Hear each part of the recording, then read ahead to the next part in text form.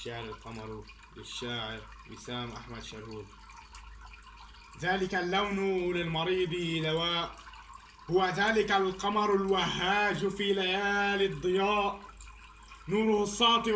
على الدنيا كلآلئ بيضاء، جماله تخشع له النجوم في أعالي السماء،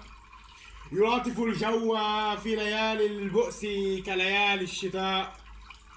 أحرف الاسم العجيب فاجعة القراء،